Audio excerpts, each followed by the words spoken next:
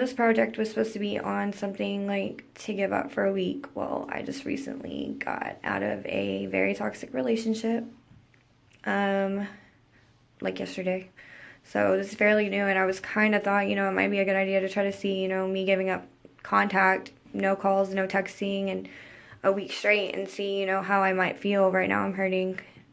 Not gonna cry on camera, but look at my hair, I'm kind of a mess. And I want to interview certain people that I feel, have been through it, and like get their opinions on it. And hopefully I'm feeling better by day 7. Guess we'll see how it goes.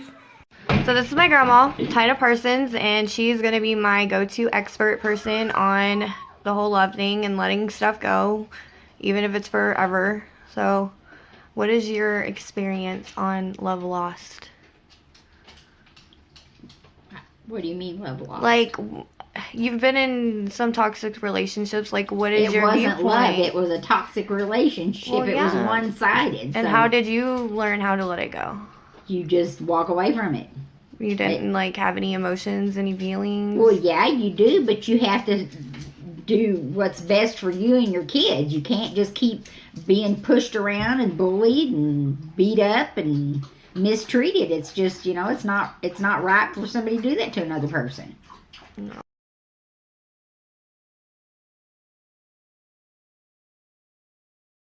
So, it is day 4. Feeling a lot better. Numbers been changed, everything. I know it takes time. I know in 7 days it's probably not going to be done. But I'm just, I don't know. Love is like a drug. And whenever you try to give up something, it's kind of hard. And you keep trying to fall back into the same cycle and going over and over again.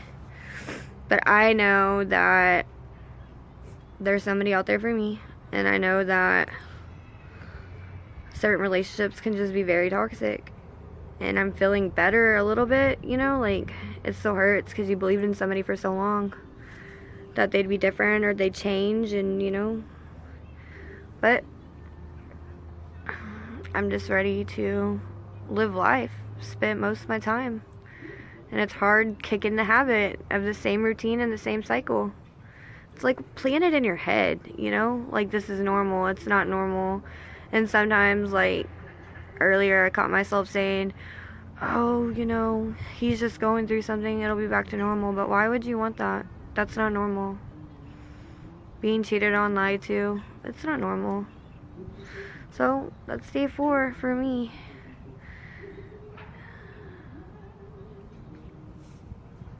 Okay, so here we are, day 5. Beautiful day outside. Doing a lot better. Kind of got my hair done. Still upset, but I think that everything gets better with time. And as much as I want to say that relationship was real love, it wasn't real love at all.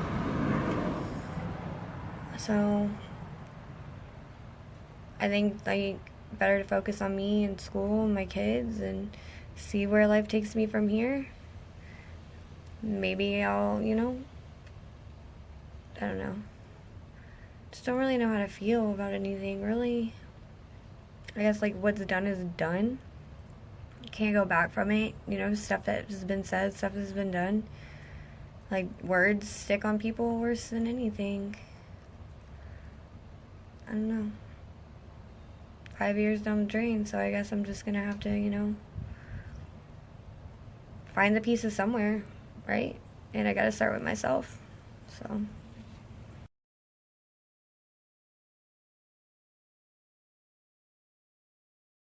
Okay, so this is my sister, Chelsea Parsons. She's always been probably one of my biggest people to tell me how it is. So I just wanted to ask her some questions. Chelsea, what is a toxic relationship to you? I guess it could be many things. Just unhealthy, emotionally unhealthy, or physically. Okay, and have you ever been in a toxic relationship? Yeah, of course. I think everybody has toxic relationships at some point in their life. And what are the ways that you chose to deal with it and get over it? Well, being like you said, I'm very direct. I just kind of erase the people from my life that I feel are toxic to me. But the emotions don't get to you? Your insides don't hurt? temporarily, but once you overcome it, you can move on. All right. Well, I love you. And she's graduating, or she already graduated. She's RN, so congratulations. All right. Love you.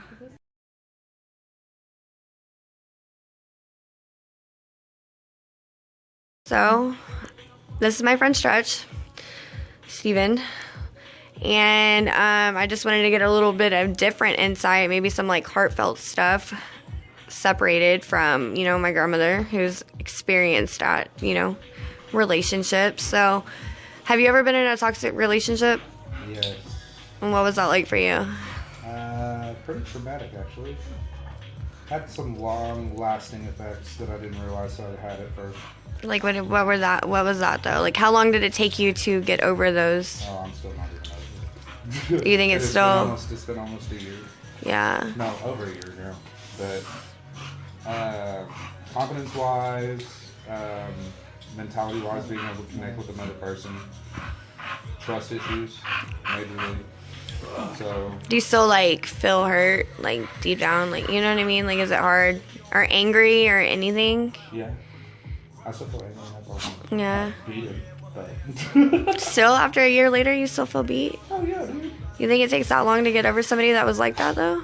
From 10 years? Oh, well, I mean, I guess. I got 5 under my belt, so. No, 9 years. 9 and a half. Do you have hope that there is somebody out there for everybody? I believe it, yes. But the odds of you finding that one person. Or do you feel like you're just going to keep following back into that same cycle? No, I'm not going to be like my mom or my sister, because it's usually kind of the same thing if you look at what your parents did. Yeah. In relationships. I mean, I could see that. I like that viewpoint because I can totally see that. You falling into, like, you know, the same My mom cycle. did the same thing with my dad. My sister does the same thing with her fiance. And I will not conform. So you just let it go. What was that point where you knew that you had to let it go? Like, what? When it went from mental to physical. When it brought a side out of me that I didn't want to come out, and I was becoming a person that I didn't want to be, that's whenever I decided to leave. How do you manage to get over that pain? Like, you know, that pain, like, you just want to, like, just knock sense into this fucking person to be normal. Well, I did knock sense into him. But, I mean, it just, exactly, I mean, you showed me the video, one of the videos of your grandma, and she said everybody hits their point, their breaking point, that you can't deal no more. And sometimes it takes people 2 months to get there, sometimes it takes people like me 10 years. So, I mean, my sister still goes through it, and she has been in the hospital 4 or 5 times. So, everybody has their point, and you can't help who you fall in love with, but you can help the way they treat you. Yeah. So, my philosophy is I treat everybody the way I want to be treated, and so if you're not going to treat me the same way, then you're not worth my time. So, I feel you. Well, thank thank you. Get real picky. Make you get really picky on who you want in your life. Make a standard go up and shit. I don't even know if I would even have a standard. I don't even know. I mean, everybody has standards. Usually. Most of the time, yeah. But mine like inflated like an abundant amount. It was just like, it was here, now it's up here. But, nah, Do you feel happy with yourself, though, now that you're out of it? Like, do you feel like you found yourself a little bit? It was the best decision I ever made, dude. Yeah. Like, you finally... I was blindly happy, is what I call it. Because I was miserable. Yeah. I was so about the thought of being happy that it was to the point of that I was trying to convince myself That's normal. Yeah. And it's just like in that movie where with Jennifer Aniston and Paul Rudd, it's what is it called? Damn it, I can't remember. Anyways, but there's this chick in there that goes, if you smile enough, you can convince yourself to be happy. That's what I did for Tim.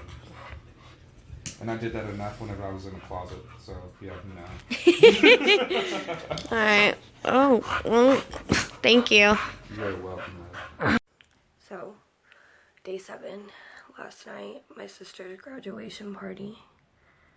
I've learned that in order to, you know, make it through it, just surround yourself with good people, good friends, good family.